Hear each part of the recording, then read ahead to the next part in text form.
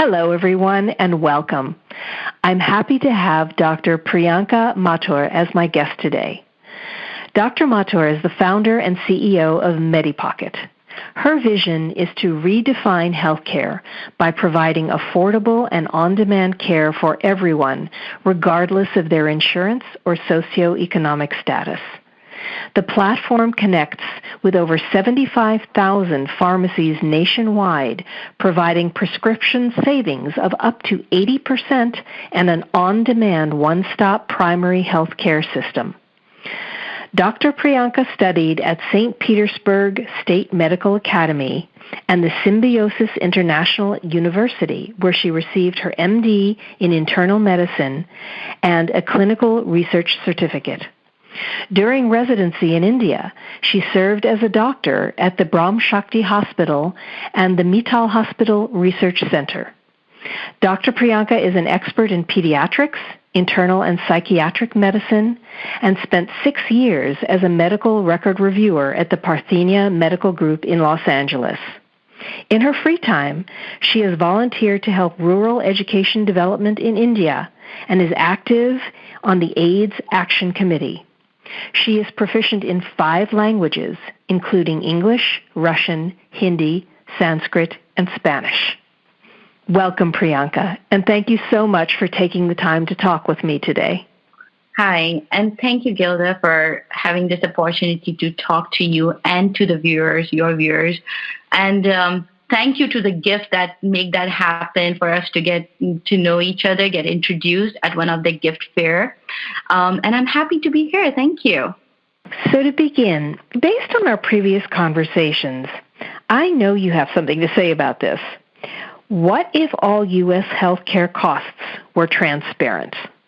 Definitely. It's a topic of very, debated conversation, I would say. But the U.S. healthcare is very, very confusing and at most of the time overwhelming for the patients, for the outsiders of the medical system. And just for the statistics, the U.S. healthcare cost is $3.1 trillion in 2018, what the government spent on healthcare, which is almost 31.5% of GDP, which makes U.S. as number 1 in healthcare expenditure, but number 10th in the quality of the health that we are providing. So definitely one of the way where how we can solve this by providing more quality but at a cost which is not burdened over the economy is by the cost being transparent, a healthcare cost, which means before you go to the doctor, do any procedure, you know how much it would be. The same applies before you go get any prescription medications, you would to know how much it would cost out of pocket or even through the insurance. So I think the transparency, it will help to make our system more efficient, cost-wise and also quality-wise. So then tell me, if you had $100 million, let's say, to spend on health tech and no red tape, which is a pipe dream in and of itself, but let's say that were the case, how would you spend it? Well, I wish, first of all, $100 million, but... Don't we all? Right. I've been a lottery. So if that happens, I would be, obviously, would say 25% of that would be investing or putting in Medipocket. The reason, not because it's my company, but the reason because I want a platform where we can have people to go. And again, affordability is a very important part of my mission, making it transparent and affordable. And that is where definitely this dollar amount will go to fight against big corporations to help make the system transparent. And the other part of it, which is 75% of this 100 million, 75 million, I would try with that small amount to reconstruct our big healthcare infrastructure by, again, making it more accessible, not just to the rural areas, which definitely is where we need healthcare more to reach, but at the same time, even in the areas in the city, we feel like the healthcare is very accessible, but to most part of even in the cities like LA, it's difficult.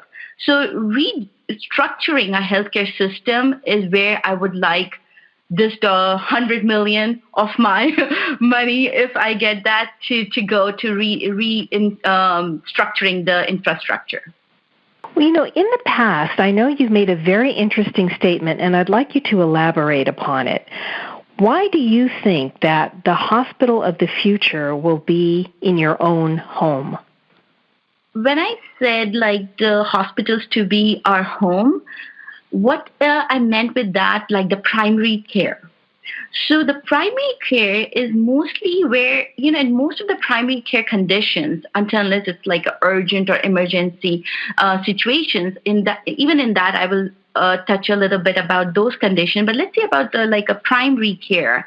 Most of that can be done at your home. And when I say at your home, it means with the help of the doctors, the real doctors, but at your comfort at your home, using the technology, which is not just the teleconsultation, but the advanced technologies like virtual reality. And now we are going more for AR, which is augmented reality. We can have the hospitals, the primary care come to our home, becoming our houses to be our hospital for primary care, so that we can use the healthcare institutes, which is hospitals, to be used more for where you actually need the doctors to clinically do some, intervene procedure or stuff like that. For example, for the things like, when emergency conditions like burns or accidents, that is where we need the doctors to firsthand touch your body and, do the stuff. Whereas the other conditions like primary care conditions like flu, a lot of our pains and stuff like that, or a primary care regular visit, these all can be done at the comfort of our home, leaving the healthcare system less burdened and do more quality and efficient treatment where it is needed. And I think that is what I meant, bringing the hospitals, like our homes, to be the hospitals. Well, that sort of harkens back to the day way back when doctors actually made house calls. But now they can make these house calls via technology and do it far more efficiently and see many more patients in a day that way. So that's kind of interesting how, in a sort of way, we've come full circle to the doctors making house calls again like they used to many, many years ago. Definitely. And I think that is, obviously, that's what we say, like, the history repeats itself. And it's true. Obviously, we are doing it in a little bit more technical way now with the advancement.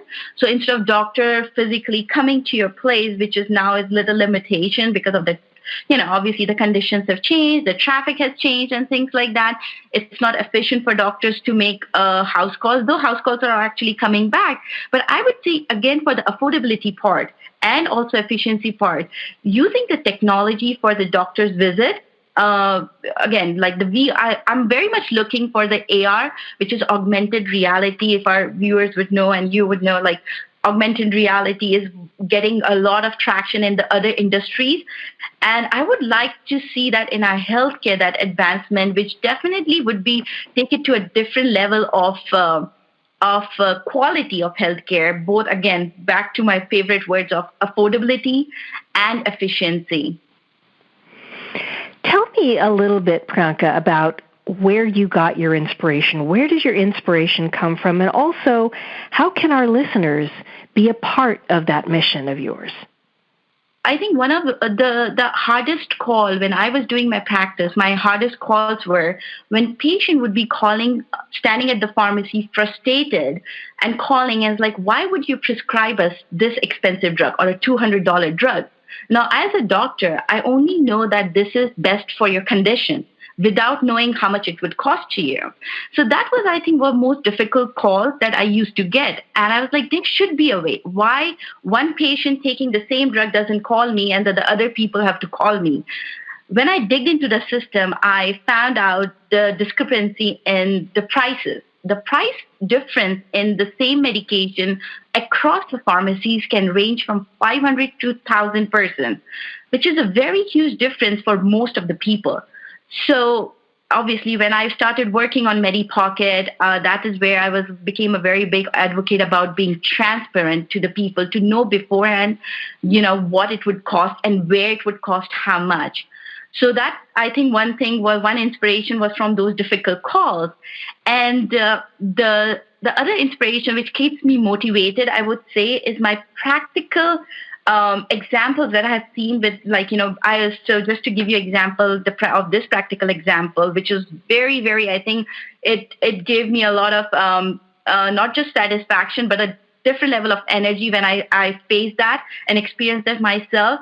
So I do field rounds. I go to pharmacies myself and do field rounds of getting the experience of the patients using the card and of the pharmacist. So I was at the Valley, one of the pharmacy in the Valley in Northridge, CVS.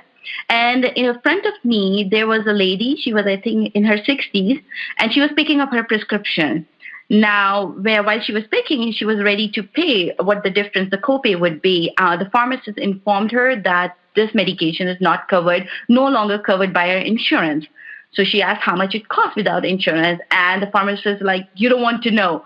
And she's like, "No, I really this drug suits me, so I would like to get this one only. So how much?" And she's like, "It's $900. And the poor lady, why the doctor would prescribe me $900 drug? I was like, oh my God, this is what I always say. Like, doctors don't know how much it costs to you, and when your insurance is covering it and not covering it. So obviously that poor lady couldn't afford it, and she's like, okay, let's then just ask for an alternative. We'll get the approval and go for an alternative. And she left. As I was just behind her, I went to the pharmacist, not asking for the name of the drug because of the patient privacy thing. So I was like, I don't want to know the drug she was filling the prescription for, but can you please check with this Medipocket card how much she can save or it will cost after using this card? So it was $900 drug. The pharmacist put our discount card in the system, and it was costing her $185. Wow. She instantly... That's amazing. $750 something, which is, see the markup in the system, the non-transparency in the system is.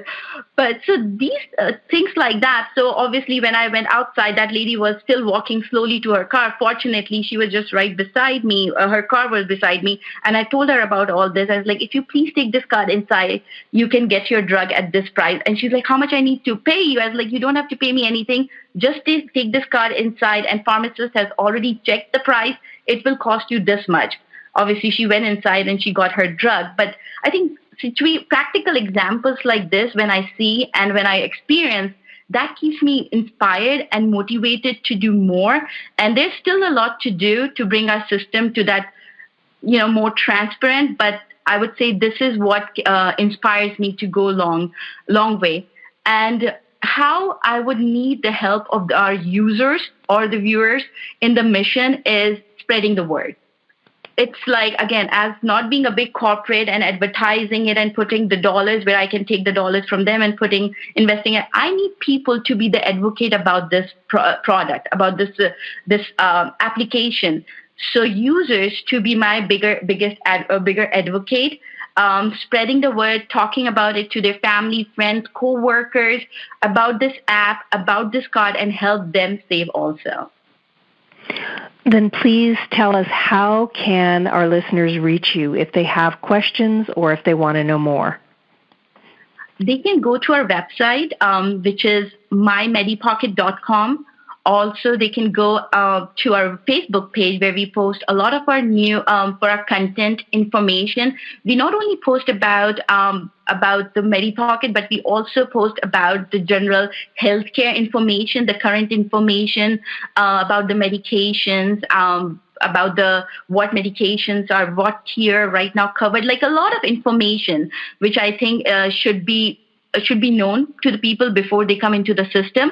So they can go to our Facebook page, which is Medipocket, or to our website, which is mymedipocket.com, where they can look into the information and also send their query. And would you please do me a favor and spell out the website so that everyone makes sure they write it down correctly? Sure. So it's mymedipocket, so mymedipocket.com. And the Facebook page would be Medipocket, which is Medipocket, Medipocket. Thank you so much, Priyanka, for that and for your time and sharing some great information with us today. Thank you. And thank you, Gilda, for having me on your platform, because I think platforms like that help me to, again, bring, ask people to be a part of this mission, and providing me this platform, taking time to, ask me those questions and help the viewers to understand from the provider firsthand, from a doctor, that we do feel your pain. We do feel patients' pain, and as doctors, we want to work for them. Sometimes it could be in the system or it could be against the system, but we do want to work with our patients. Well, that's great to hear, and I'm sure this information will be very helpful for a lot of people. And I also want to thank our listeners for spending a part of their day with us. I'm Gilda Evans, reminding you to take care of yourself and that special person in your life.